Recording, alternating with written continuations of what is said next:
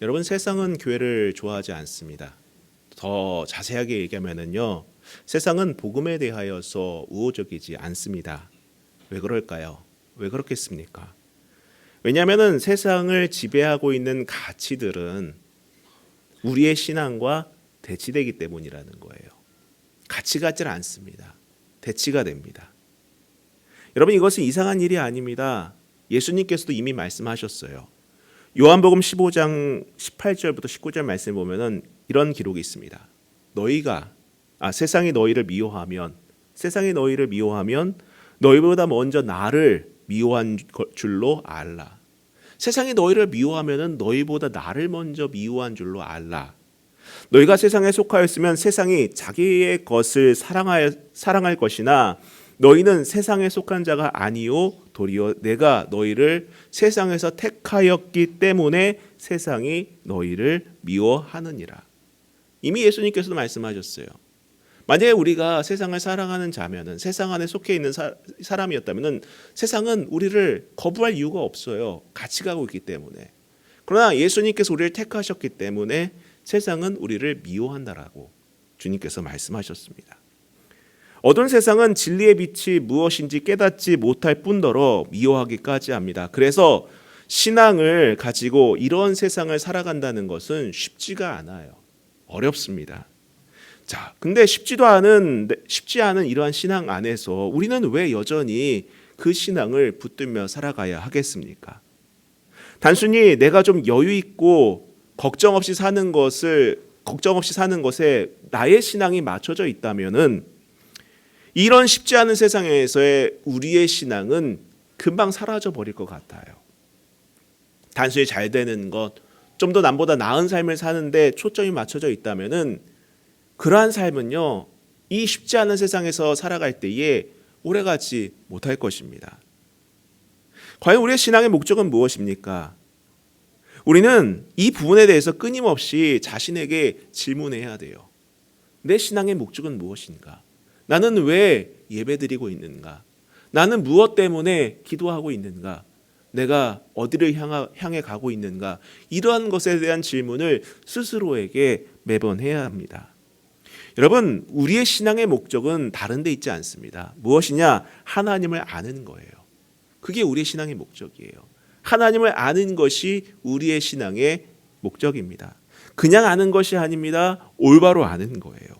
올바로 알고 올바른 믿음을 소유하는 데 있습니다. 그리고 이런 올바른 믿음이 우리 안에 자리매김할 때에 비로소 우리는 세상이 나를 어떻게 평가하든지 또 나의 상황이 어떠하든 간에 하나님의 인도하심을 신뢰하고 또 경험하게 되는 거예요. 거기에 비밀이 있는 것입니다. 우리가 계속해서 바울의 행적을 따라가는 까닭은 바울이라는 인물이 얼마나 위대한지를 보려는 것이 아닙니다.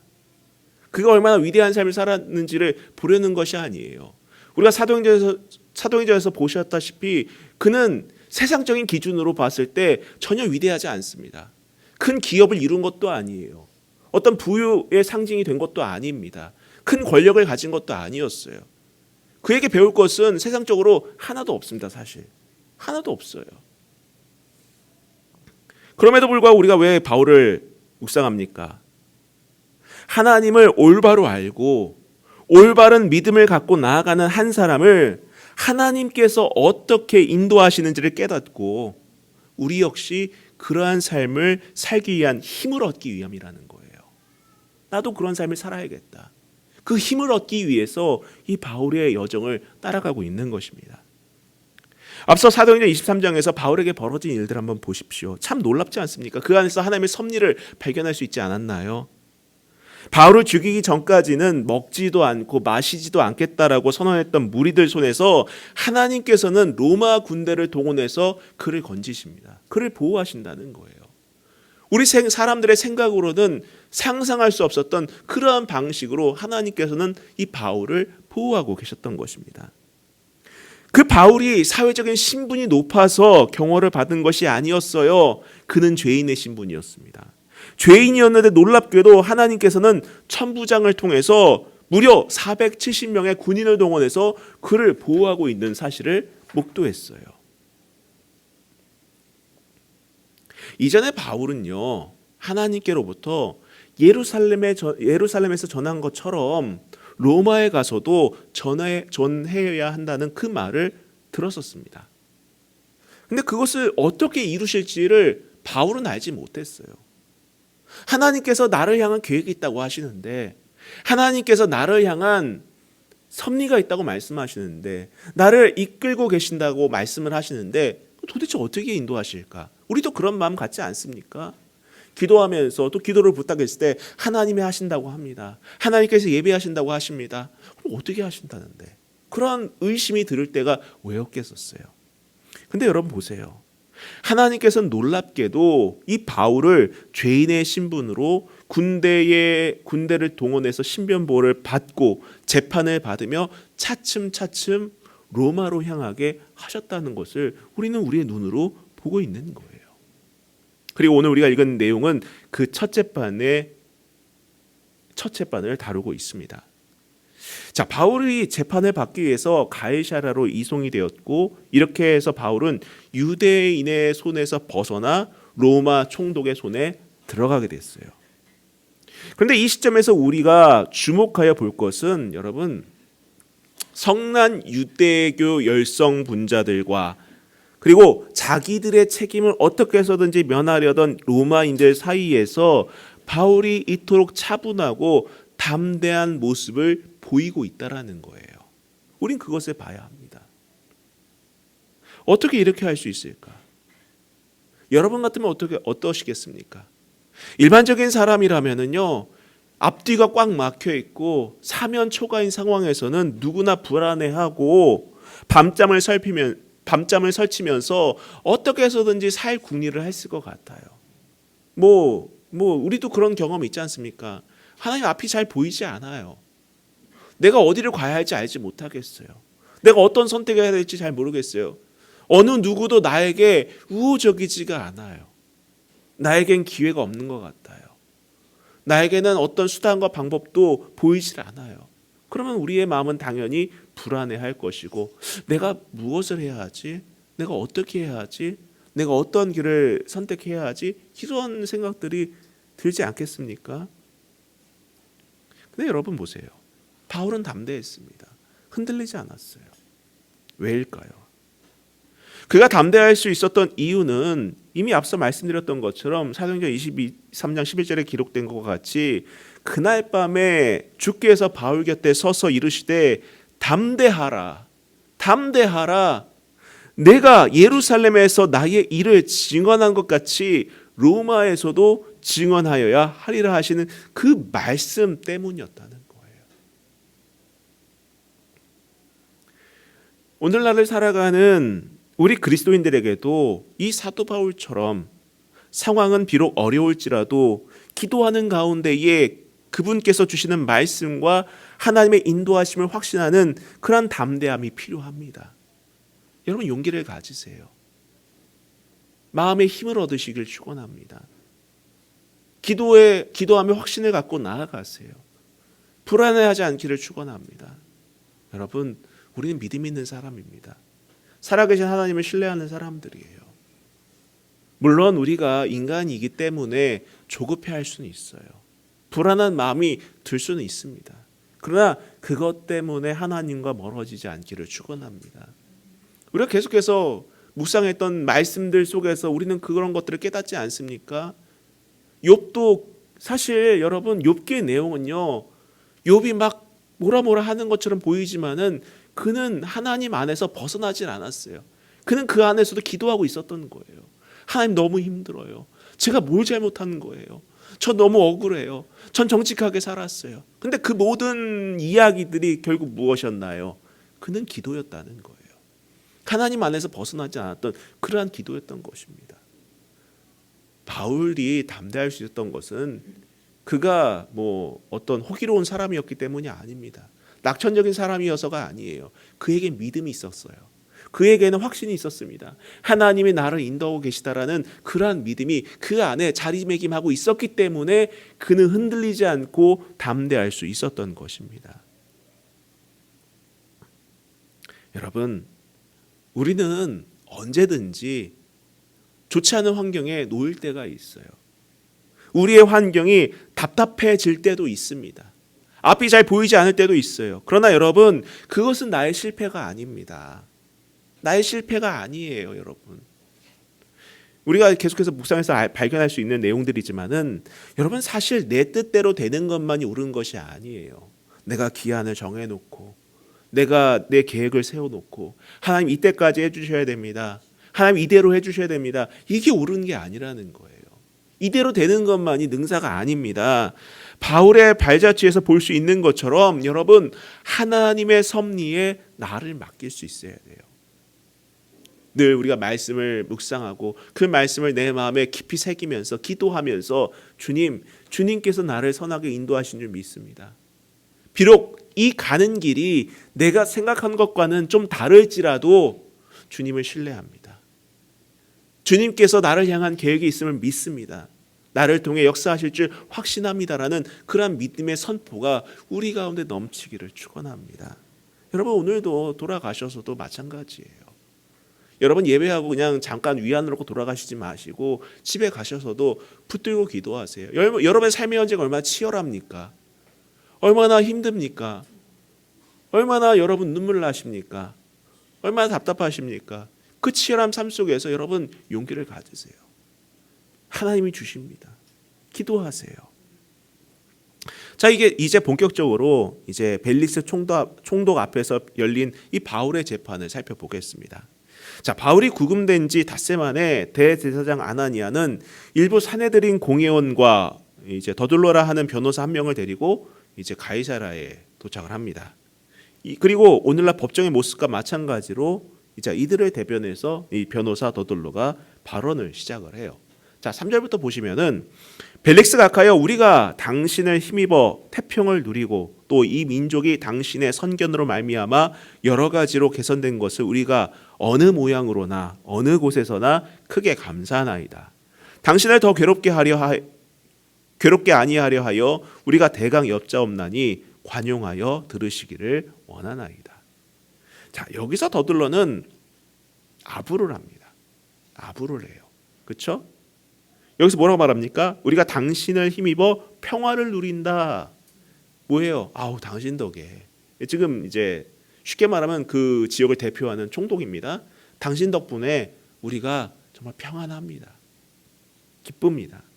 근데 여러분, 우리는 이 성경에서는 볼 수 없지만은 역사가들이 이 벨릭스라는 총독을 어떻게 평가하는지를 좀 알아볼 필요가 있어요. 사실 이 벨릭스 총독은 이 더둘로라 하는 사람이 말한 것과는 다른 아주 나쁜 사람이었어요. 쉽게 말하면요. 이 벨릭스 총독은 유대 사회의 심각한 불안을 야기했던 인물로 알려져 있고 역사가들은 그렇게 평가를 합니다. 그가 총독으로 재임하는 동안 로마 제국과 유대인들 간의 관계는 더욱더 악화되었다라고 기록되어 있어요. 참고로 이 벨릭스 총독이라는 사람은 여러분 노예 출신입니다. 노예 출신? 이게 되든가 생각이 들 수 하겠지만은 노예 출신으로 출발해서 자유인의 신분을 얻어 유대 총독 자리까지 오른 입지전적인 인물이었어요. 대단하죠. 오늘날로 말하자면은 그냥 헐벗고 가난한 정도가 아니라 가장 밑바닥, 사회 밑바닥에서 출발해서 출세한 사람. 그 정도의 사람이라는 거예요. 근데 그런 그에 대한 역사가들의 평가는 무능한 통치자였다라는 겁니다. 무능한 통치자. 아니, 그쯤 되면 능력 있는 건 아닌가라는 생각이 드는데 무능한 통치자라는 평가를 듣는다는 거예요. 참고로 로마 역사가에 있던 타키투스는 그에 대해 이렇게 말합니다. 이 벨릭스라는 자는 노예의 마음을 가지고 왕의 권세를 휘둘렀던 사람이다 라고 평가를 해요. 노예의 마음을 가지고 왕의 권세를 휘둘렀던 사람. 그런 것을 보면 여러분, 우리가 어떤 옷을 입고 있느냐가 중요한 게 아니라 어떤 마음을 갖고 있느냐가 더 중요한 것 같아요. 그렇지 않습니까, 여러분? 아무리 왕복을 입고 있다 하더라도 그 마음이 가난하고 노예고 종이면은 그의 삶이 이렇다라는 거예요. 아마도 그는 열등감에 빠져 있었던 것 같습니다. 어떤 사람은 오히려 그러한 것들이 좋은 경험이 되고 자산이 되어서 훌륭한 사람으로 성장한 사람도 있는 반면에 이 사람 같은 경우는 그렇지 않았던 것 같아요. 과거에 자신의 연약함이 열등감으로 남아서 정말 다른 사람들에게 상처를 주는 그러한 인물이었던 것 같습니다. 또한 유대 역사가였던 요세푸스는 이렇게 말합니다. 그가 자신의 비유를 거스르는 사람을 제거하기 위해서 암살자도 보내고 정말 잔인하게 처형했던 그러한 인물이었다라고 기록하고 있어요. 게다가 이후 유대인들에 의해 폭동이 일어났을 때에도 피해 대학살이라고 할 정도로 잔인하게 진압했던 인물로 역사는 기록하고 있습니다. 이 벨릭스라는 사람에 대해서요. 이처럼 그는 포악했고 잔인한 통치자였으며 많은 유대인들과 심지어는 로마 사람들조차 그를 혐오했습니다. 그래서인지 여러분 실제로 그는 얼마 안 가서 이 총독 자리에서 쫓겨나게 돼요. 오래 안 있습니다. 자, 근데 그런 벨릭스를 향해서 오늘 성경에 보면 더둘로라는 이 변호사는 아주 입에 발린 사탕 발린 말을 하고 있는 겁니다. 그러면서 오히려 바울에 대해 이렇게 말합니다. 5절을 보면은 우리가 보니 이 사람은 전염병 같은 자라 천하에 흩어진 유대인을 다 소유하게 하는 자요 나사렛 이단의 우두머리라. 여기서 전염병과 같다라는 말은 그가 상습적으로 법을 어기며 공공의 질서를 어지럽히는 그러한 정말 이 자리에서 말하기 뭐하지만 쓰레기 같은 자다라는 말이라는 거예요. 그리고 흩어진 유대인들을 다 일어나게 해서 소유하게 하는 그러한 자라는 것은 무슨 말입니까? 로마 제국에 흩어져 사는 유대인들을 규합해서 선동하고 데모를 일으키는 그러한 사람이라는 것입니다. 그리고 나사렛 이단의 우두머리라고 하는데 여기서 말하는 이단은 하이레세오스라는 말인데요. 이거는 일반적으로 학파를 뜻하는 거예요. 당을 뜻하는 것입니다. 나사렛 분파라는 말이에요. 즉 이런 표현들을 통해서 바울은 분열과 파당을 일으키는 사람이다라는 표현을 하고 있는 것입니다. 자, 6절부터 계속 보면은 그가 또 성전을 더럽게 하려 함으로 우리가 잡았사오니 당신이 친히 그를 심문하시면 우리가 고발하는 이 모든 일을 아실 수 있나이다 하니. 자, 간단하게 요약하면은 그는 사회적으로 매장해야 할 불법을 행하는 아주 나쁜 분열주의자, 테러리스트, 선동가다라는 이런 말을 하고 있는 것입니다. 왜 이런 일이 벌어지는 것입니까, 여러분? 참고로 앞서 말씀드렸다시피 이 더둘로라는 사람은 대제사장 아나니아에게 고용된 사람이었어요. 자, 그렇습니다. 법조인이지만은 돈으로 고용되었고 권력 때문에 그 폭군에 아첨하며 오히려 죄 없는 사람을 죄인으로 몰아가고 있는 거예요. 정말 나쁘지 않습니까? 우리가 역사 속에서 이런 모습을 심심치 않게 보았어요. 죄 없는 사람을 권력 때문에 죄 있는 사람으로 바꿔서 무고하게 처벌하는 것들을 우리는 역사 속에서 보았고, 만약 오늘 현대 사회에서도 이런 일이 벌어진다면 여러분 많은 사람들이 분개할 거예요. 아니 어떻게 돈 때문에 어떻게 권력 때문에 죄 없는 사람을 죄인으로 만들 수 있느냐. 자, 그럼에도 불구하고 공공연하게 일어나는 일들 아니겠습니까? 여러분, 우리는 자본주의 사회를 살아가고 있어요. 돈이 있어야 삶을 살아가고 있고 다양한 것을 누릴 수 있습니다. 돈이 필요하죠. 돈이 나쁜 건 아니에요. 좋은 수단입니다. 자, 그럼에도 불구하고 여러분 돈 때문에 올바름을 저버리지 않으시기를 바랍니다. 돈 때문에 양심을 팔거나 돈 때문에 공공의 이익을 저버리지 마시기 바랍니다. 무엇보다도 돈 때문에 세상에 아첨하거나 돈 때문에 신앙을 버리는 어리석음을 범하지 않기를 축원합니다.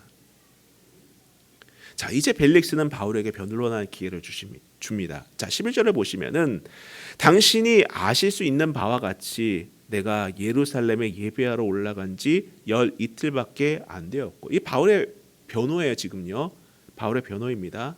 여기서 뭐라고 말한 거예요? 바울은 자기가 예루살렘에 올라간 지 12일밖에 되지 않았다고 얘기합니다. 지금 내가 예루살렘에 온 지는 10일밖에 되지 않았습니다. 그리고 그 10일 가운데서도 내가 7일은 또 결례 기간으로서 사용하였고 오일은 그냥 예배하러 올라간 것입니다. 근데 그 작은 기간 동안 내가 어떻게 큰 소동을 일으킬 수 있겠습니까? 자, 12절. 그들은 내가 성전에서 누구와 변론하는 것이나 회당 또는 시중에서 무리를 소동하게 하는 것을 보지 못하였으니 이제 나를 고발하는 모든 일에 대하여 그들이 능히 당신 앞에 내세울 것이 없나이다. 자, 엄밀히 말하자면 여러분, 바울이 일으킨 소동이 아니지 않습니까? 바울이 소동을 일으킨 것이 아니었어요. 바울을 오해한 무리들과 그를 미워해서 제거하려던 무리들이 규합해서 일으킨 소동입니다. 그러니까는 바울은 말하는 거예요. 내가 일으켰다는 증인 한번 데려와 보세요. 내가 문제를 일으킨 것을 본 사람들을 한번 데려와 보시기 바랍니다. 직접 와서를 고발하세요. 이 얘기를 하는 거예요. 그리고 계속해서 보겠습니다. 14절. 그러나 이것을 당신께 고백하리이다. 나는 그들이 이단이라 하는 도를 따라 조상의 하나님을 섬기고 율법과 선지자들의 글에 기록된 것을 다 믿으며 그들이 기다린 바 하나님께 향한 소망을 나도 가졌으니 곧 의인과 악인의 부활이 있으리라 함이니이다. 자, 지금 바울은요, 자신의 짧은 변론과 함께 말미에 자기의 신앙에 대해서 분명하게 밝혀주고 있다는 거예요. 여러분, 우리도 모든 상황 속에서 어떻게 해서든지 복음을 전할 기회로 삼을 수 있기를 축원합니다. 우리의 언어가, 우리의 말들이, 우리의 행실들이 작게나마 주님을 높이고 주님을 나타낼 수 있는 기회로 삼는 그런 믿음의 백성들이 되길 바랍니다. 지금 바울은요, 자신의 신앙은 다른 곳에서 온 사이비 신앙이 아니다. 지금 유대인들이 섬기는 동일한 하나님 그 말씀을 다 믿는다. 그러면서 그들이 기다리는 바 하나님께 향한 소망을 나도 가졌으니 라는 표현처럼 부활 신앙을 가지고 살아가는 사람이라는 자신의 정체성을 분명하게 밝혀주고 있는 거예요. 지금 바울은 그 어떤 변호인도 없이 홀로 자신을 거대 권력 앞에서 변호를 하는데 그 어떤 흐트러짐도 없습니다. 그 어떤 흔들림도 없어요. 어떻게든 살 궁리를 하려는 것도 아니고 자신에게 유리하게 하기 위해서 본인의 신앙을 부정하는 것도 아니었습니다. 그는 자기 신앙에 당당했어요. 당당했다는 거예요. 그가 당당할 수 있었던 이유는 다른 데 있지 않죠. 하나님께 대한 확신이 있었기 때문입니다. 세상 권력도 하나님보다 앞서지 않았고 심지어 자기 생명조차 하나님보다 앞서지 않았습니다. 우리에게도 이러한 당당함이 있어야 하지 않을까요? 여러분, 어떤 사람들은요, 권력 앞에 신앙은 온데간데 없고 비굴해지는 사람이 있어요. 또 어떤 사람은요, 눈앞의 이익 때문에 신앙을 버리고 비굴해지는 사람도 있습니다. 여러분, 전능하신 하나님을 신뢰하세요. 당당하시길 바랍니다. 세상의 권력이나 이익 때문에 비굴해지지 않기를 축원합니다. 자, 그러면서 바울이 이어서 말하는 것이 무엇입니까? 곧 의인과 악인의 부활이 있음이라 함이니이다. 여러분, 부활은 다 합니다. 부활은 다 합니다. 그런데 그 부활의 성격이 다른 거예요. 예수님께서도 말씀하셨죠. 요한복음 5장 29절에 선한 일을 행한 자는 생명의 부활로 악한 일을 행한 자는 심판의 부활로 나오리라. 주님이 말씀하시는 거예요. 자, 이제 바울은 자신이 지금 부당한 소송에 휘말렸음을 분명하게 밝힙니다. 자, 16절부터 보시면은 이것으로 말미암아 나도 하나님과 사람에 대하여 항상 양심에 거리낌 없기를 힘쓰나이다. 여러 해 만에 내가 내 민족을 구제할 것과 재물을 가지고 와서, 자, 지금 바울은요, 자신이 예루살렘에 온 목적은 어디에 있다? 교회 성도들이 겪고 있는 어려움을 돕기 위해서, 그 헌금을 전달해 주기 위해서 예루살렘에 왔다라는 것을 분명하게 밝혀주고 있어요.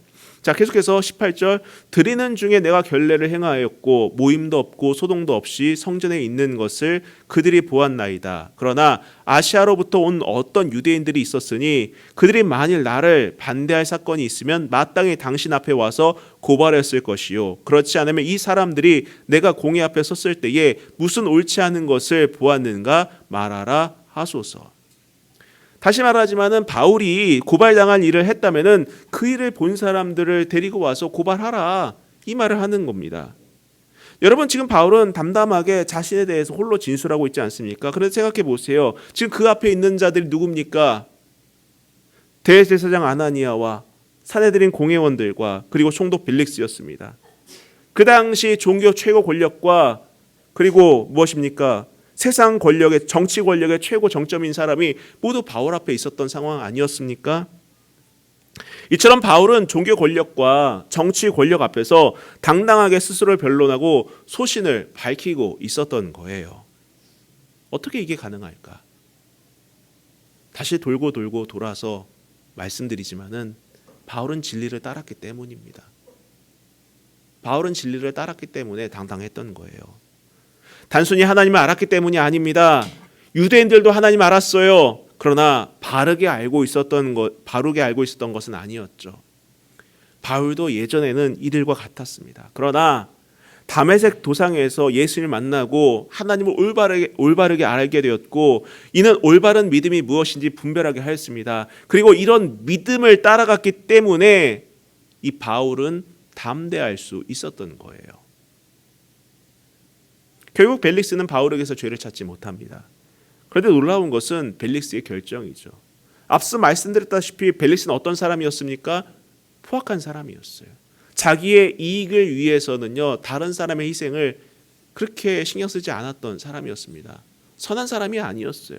그러나 오늘 이야기를 보십시오. 23절에 백부장에게 명하여 바울을 지키되 자유를 주고 그의 친구들이 그를 돌봐주는 것을 금하지 말라 하니라.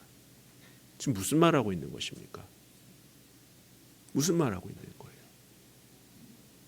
여러분, 이게 이해가 되십니까? 다시 바울을 군사로 지켜주자라는 거예요. 벨릭스야 자기 딴에는 최선의 판결을 냈겠죠. 근데 다르게 보면은요, 바울은 오히려 로마 군대로 다시 한번 보호를 받는 상황이라는 거예요. 자, 분명 지금 유대인들은 그런 계산을 했을 것 같아요. 변호인을 대동해서 재판을 받게 했던 것은 둘 중에 하나라는 거죠. 유죄 판결을 받게 해서 바울로 하여금 죽게 하거나, 무죄 석방이 되었을 때 자신들의 손에 죽임을 당하거나, 둘 중에 하나라는 거예요. 아마 그들 생각에는 뭐가 되든 우리에게 유익이다, 이러한 마음이 다 있었을 것 같아요.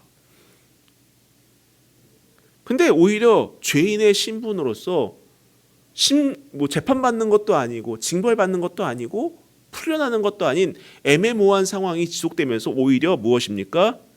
군대를 동원해서 지킴받는, 보호받는 그러한 상황이 된 거예요.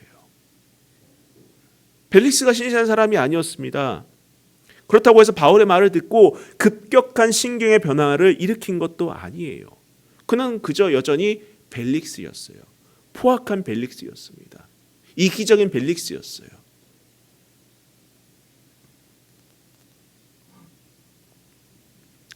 자, 오늘 우리가 읽지 않았지만 26절을 보시면 이런 내용이 있습니다. 동시에 또 바울에게서 돈을 받을까 바라는 고로 더 자주 불러 같이 이야기하더라. 벨릭스의 마음은 어쩌면은요, 이 바울을 빌미로 해서 돈을 좀 뜯어낼까, 자신의 이익을 좀 더 해볼까라는 마음이 있었던 것 같아요. 그러나 오히려 이것이 바울에게는 유익이 되었다라는 거예요. 그렇다 바울이 돈을 준 것도 아니고 그에게 아부한 것도 아니고 아첨한 것도 아니었어요. 그러나 오히려 이것이 바울에게는 기회가 된 것입니다. 벨릭스의 마음에는 그저 돈뿐이었고, 그리고 바울을 고발했던 변호인 더둘로도 마찬가지로 돈 때문에 자신의 가치를 팔던 사람이었지만은 하나님께서는 그들의 이기심을 이용해서 바울을 보호하시고 하나님의 뜻 가운데서 바울을 이끌어가고 계심을 볼 수 있었던 거예요. 여러분, 이것이 하나님의 방법입니다. 이게 하나님의 방법이라는 거예요. 세상의 탐욕을 이용해서라도 하나님의 백성을 보호하시고 하나님의 뜻을 이루어가시는 것이 하나님의 방법임을 여러분 기억하시기를 바랍니다. 여러분께서 살아가면서 저런 사람 정말 나쁜 사람인데, 저 사람 나를 너무 괴롭게 해, 왜 나를 너무 힘들게 할까, 저런 사람이 왜 이런 곳에 있는 것일까 라는 사람이 있을 수 있을 거예요. 아마 여러분이 있는 그 터전에서, 직장이라든지 만나는 사람이라든지 학교라든지 다양한 곳에 있을 거예요. 그러나 여러분, 그런 사람을 통해서 하나님께서는 하나님의 백성을 보호하시고 인도하심을 여러분 확신할 수 있기를 부탁드립니다. 여러분, 우리의 인생을 나의 짧은 생각으로만 판단하지 마세요. 누군가가 사라지면은 내가 좀 나을 수 있겠다. 내 앞에 또 어떤 돌덩이 같은 문제가 사라지면은 내가 좀 괜찮을 수 있겠다. 이게 좀 사라졌으면 좋겠어요. 이게 좀 없어졌으면 좋겠어요.